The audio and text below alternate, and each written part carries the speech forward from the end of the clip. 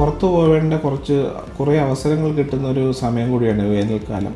അതേപോലെ ആക്ടിവിറ്റീസും ഔട്ട്ഡോർ ആക്ടിവിറ്റീസും ട്രിപ്പുകൾ പ്ലാൻ ചെയ്യുന്നതും എല്ലാം നമ്മൾ വേനൽക്കാലത്തായിരിക്കും.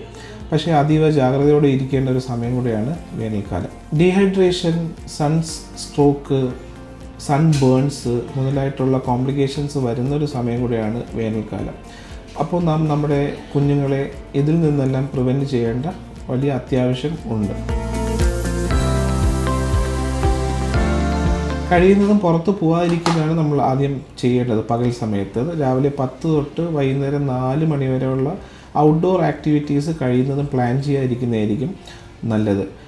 എങ്ങാനും പുറത്ത് പോവേണ്ടി വന്നാൽ കൂടിയും കഴിയുന്നത് ലൂസായിട്ടുള്ളതും കോട്ടൺ വസ്ത്രങ്ങളും ധരിക്കാൻ ശ്രദ്ധിക്കുക. കഴിയുന്നതും കറുത്ത കളറിലുള്ള ഡ്രസ്സുകൾ ഒഴിവാക്കാൻ ശ്രമിക്കുക. ഹീറ്റ് അബ്സോർപ്ഷൻ കുറയ്ക്കാൻ വേണ്ടിയിട്ട് പുറത്ത് നിൽക്കുകയാണെങ്കിൽ തന്നെ കഴിയുന്നതും ഒരു ഷെയ്ഡിൽ നിന്ന് ആക്ടിവിറ്റീസ് ഏർപ്പെടാൻ ശ്രദ്ധിക്കുക.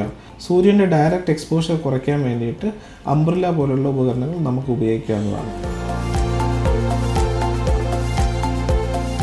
ഭക്ഷണശീലം നമ്മൾ നോക്കുമ്പോൾ ഫസ്റ്റ് ഓഫ് ഓൾ വേനൽക്കാലത്ത് നമ്മൾ മാക്സിമം ശ്രദ്ധിക്കേണ്ടത് ഡീഹൈഡ്രേഷൻ ഉണ്ടാവാതെ നോക്കാൻ വേണ്ടിയിട്ടാണ്. അപ്പോൾ അവരുടെ ഹൈഡ്രേഷൻ സ്റ്റാറ്റസ് നമ്മൾ എപ്പോഴും ഉറപ്പാക്കേണ്ടതാണ്.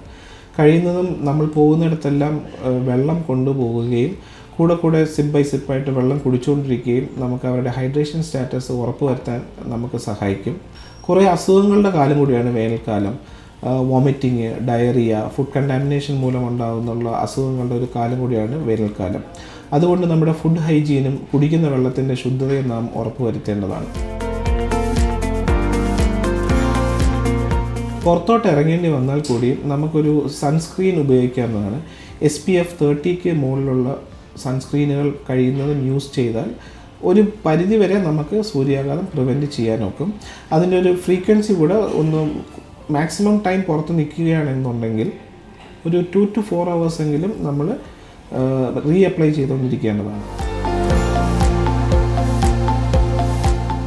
പുറത്തുനിന്ന് വരുന്നൊരു കുഞ്ഞ് പെട്ടെന്നൊരു കൺഫ്യൂഷൻ ഉണ്ടാവുക, കുഞ്ഞിന് പെട്ടെന്നൊരു തളർച്ച പോലെ ഫീൽ ചെയ്യുക, വോമിറ്റിംഗ് ഉണ്ടാവുക, ശരീരത്തിൻ്റെ ഊഷ്മാവ് കൂടി നിൽക്കുന്നതായിട്ട് നമുക്ക് തോന്നുക, ഇതെല്ലാം സൂര്യാഘാതം ഏറ്റതിൻ്റെ ഒരു ലക്ഷണമാണ്. പുറത്ത് നിൽക്കുകയാണെങ്കിൽ കുഞ്ഞിനെ നമ്മൾ ഒരു ഷെയ്ഡിലോട്ട് മാറ്റുകയും കോൺഷ്യസ് ആയിട്ടുള്ള കുഞ്ഞുങ്ങളാണെങ്കിൽ വെള്ളം കുടിക്കാൻ കൊടുക്കുന്ന സഹായിക്കും.